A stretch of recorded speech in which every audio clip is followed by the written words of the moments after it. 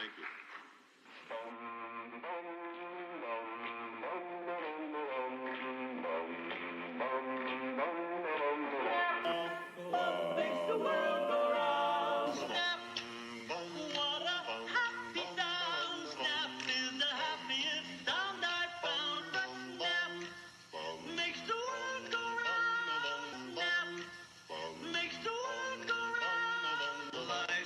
Crackle, the crispy sound. You gotta have crackle or the clock's not wound. Crackle makes the world go round. The line insist that pops the sound. The best is missing as pops around. Pop makes the world go round. Pop makes the world go round. Pop makes the world go round. And now, introducing your host with the most, Mr. Greg.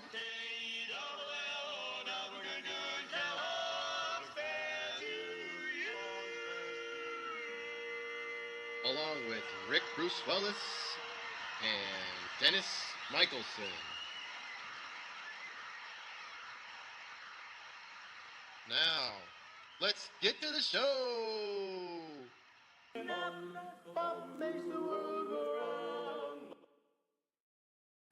What a week one, man. It was amazing. Great comeback wins.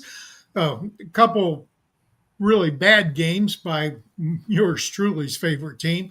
But it was a lot to do. And there's good news and bad news in our predictions from week one. I was 3-2 with our bust picks, which isn't too bad considering I consider week one the hardest week because we're basing it with very limited knowledge. I think week two is the easiest week because we got players like Jamar Chase and Burrows who were so bad in week one, we can actually use them as sleepers this week. So that's not going to be too hard to pick some good players, I think. So how did we do last week? 3-2. I did real well with Brock Purdy and with Tucker Kraft. Not so well with James Cook. DJ Moore was my one good one at wide receiver. Garrett Wilson hurt me. I thought that he would struggle, but he did not. Actually, I thought Justin Fields looked pretty good. On the Pop side, that Jacksonville Carolina game screwed us all up. Etienne did extremely well, as did Emeka Egbuka, but your other six picks just didn't hit it in us. So we'll do better this week, I'm sure.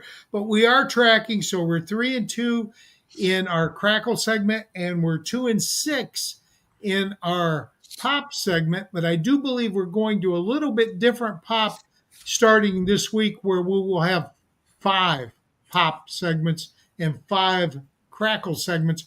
But first, let's start with Snap. Hey everyone, and we have a lot of injuries, unfortunately, already to have to go through, so I'll try to go as quick as possible. First of all, Xavier Worthy, Kansas City wide receiver, shoulder injury. He's likely going to be out a couple of weeks.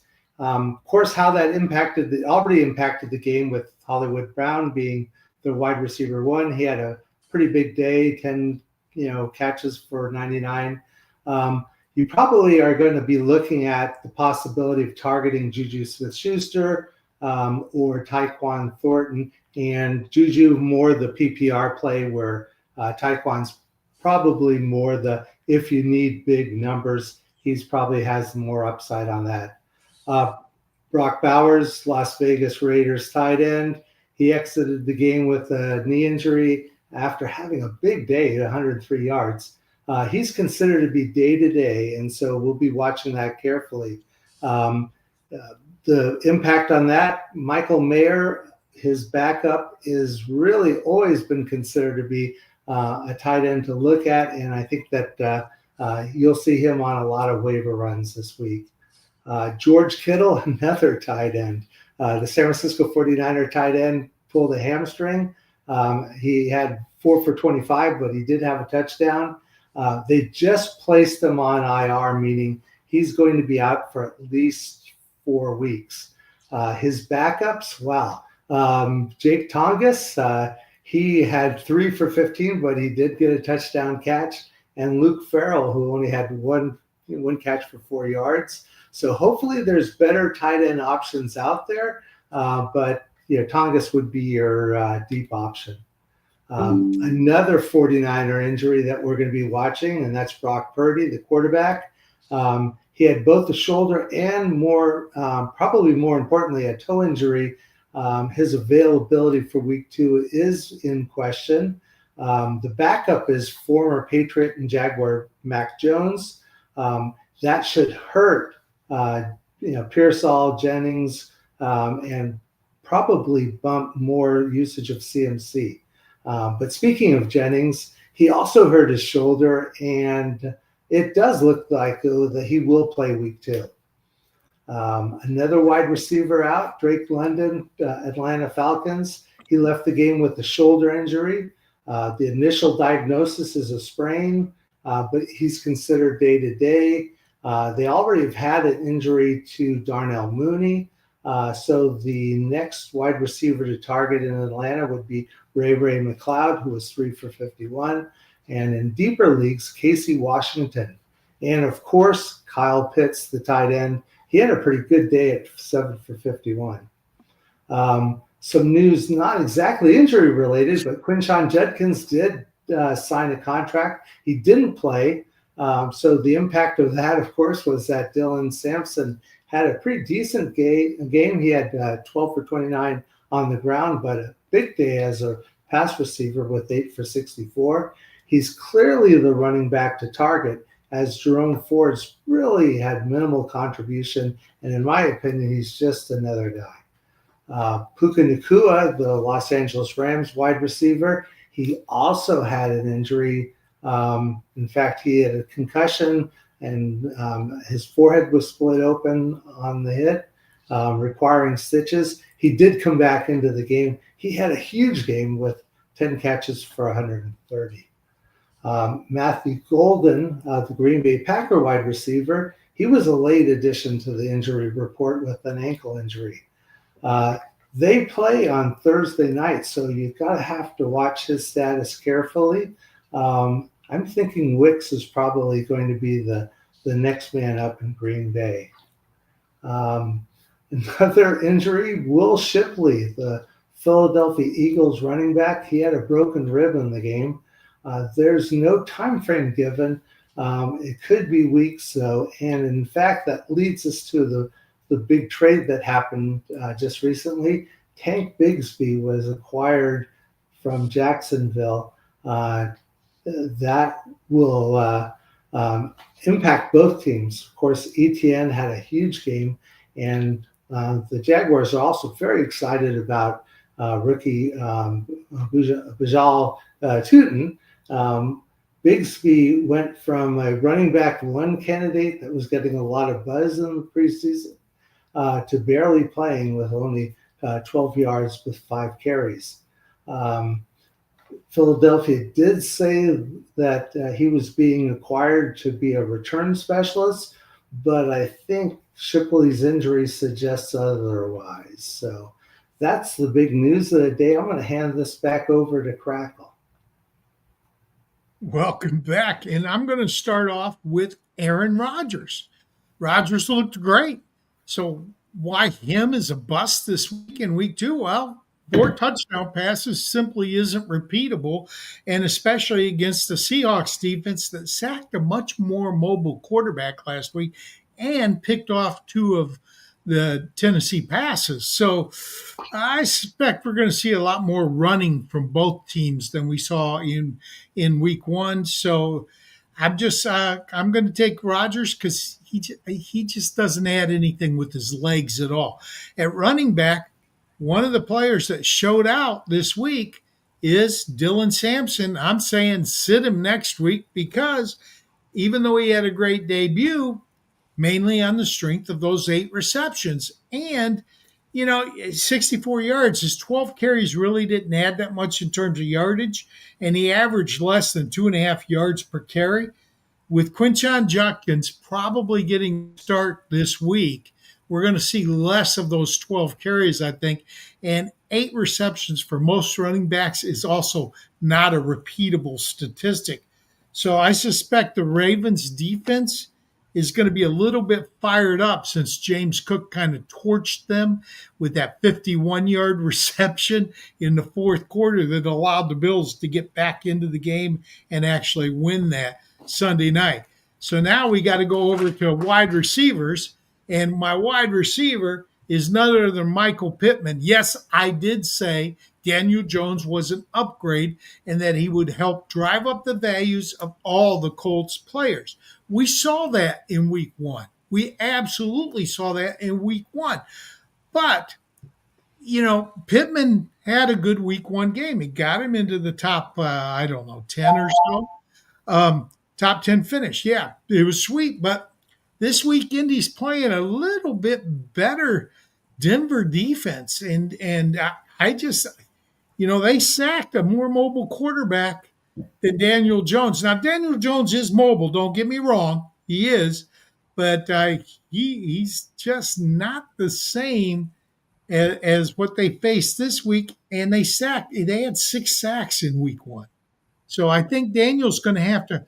I don't think he's a rookie that's going to be afraid of them, but I do think it's going to change the game plan to more short and intermediate routes. So what I think we're going to see this week is rather than Pittman going down the field, we're going to see more of Josh Downs, who only operates out of the slot apparently this week. We're going to see more of him and more of Tyler Warren. These are the 2 guys I like, but I would get Pittman out of your lineup because I just think he's going to take a step back. Tight end, Kyle Pitts is my guy to take out. Pitts always been an enigma, ultra talented, but, erratic results. The Vikings look foolish trying to get to Caleb Williams. I don't think Detroit is going to have that problem because they saw the fourth quarter. When the Vikings started blitzing and coming with 5 and 6, they shook up Williams. And Williams still does tend to freelance a little bit too much for a Ben Johnson offense. So I expect them to have to keep Pitts line up inside. I'm crossing my minds. I don't know what's going on. Penix is not Williams, okay? So Penix is not going to have the escapability, and I think the Vikings will get to Penix, so I think Pitts will be held into block. That's what I'm trying to get at there. My bonus player is also a tight end this week. It's actually Joe Smith. Now, picking the wheat from the chaff in early weeks that's the difficult thing, especially with someone like Smith, he's very talented. He was I think a top 5 tight end last year, but he's playing with another guy that's a pretty talented tight end in Freiermuth, and Freiermuth does get some targets, and he is the starting tight end. I think the only thing that saved Jonnu in week 1 was that touchdown. And I'm not sure he's going to get a touchdown in week 2. So I think Seattle's a tough matchup for him. So that would be my players to sit this week. But what do we have for players to start, Pop? Well, Greg, first of all, I just want to remind folks that we are taking a reach here on guys that are outside of what you would normally start. So when, obviously we're going to only grade it as a positive pick if the guy finishes in the top 12 at quarterback or tight end. But if I can get 8 points with a guy that I don't expect to be a chalk play, I'm okay with that. Last week, the only really bad pick I gave you was Bryce Young. Matthew Golden missed some time due to a minor injury that kept him coming in and out of the game. So that one was a tough one there. This week, week 2, oh my goodness, Pop can pop on these because I get some real easy picks. And I'm not one to to turn down an easy pick, so I'm going to be picking the low-hanging fruit. Joe Burrow has had the absolute worst start to the season 2 years in a row. But the thing is, he does eventually bounce back from a bad game. And Joe Burrow is just too good at home against Jacksonville not to be my pick at quarterback this week. The Jacksonville defense rated as an easy matchup, but they did look pretty tough against Carolina. But Joe Burrow is not Bryce Young. At running back this week, I'm taking a guy who just barely missed hitting a good score for you last week. But what really impressed me is he did it with less than 50% of the offensive snaps. And that's Travion Henderson with the New England Patriots. He was the more explosive and the more productive of the two running backs last week. Ramondre Stevenson got more playing time, but worse results. So I expect Travion Henderson, especially since he's pretty good out of the backfield, to be a good solid play this week at running back. At wide receiver, I'm also going for the low-hanging fruit. He was the number one pick by everybody this year, but had a bad week one, really bad week one. How bad was his week one? Well, Jamar Chase has not had that bad of a game in the last 2 years when he's been healthy. So I'm taking Chase, easy play to hit my pop board this week. At tight end, I'm going for a guy who also had a fairly good week, but missed the top 12, and that's Dallas Goedert from Philadelphia. He really is a solid option on a team with a lot of solid options. And Kansas City's defense over the last couple of years has been absolutely awful when it comes to fantasy football tight ends. So I like Dallas Goedert, even though he's on the road against my Kansas City Chiefs. And as a bonus pick, how can I not pick this guy? One of my absolute favorite fantasy football wide receivers. Got off to a bad start, but he's got the home cooking this week. And I know that a member of our staff will be really happy to hear that I am saying the Sun God, Amon-Ra St. Brown, will be my bonus pick. And we'll be visiting the end zone this weekend. Look for a big game from the Sun God in Detroit. Detroit at home.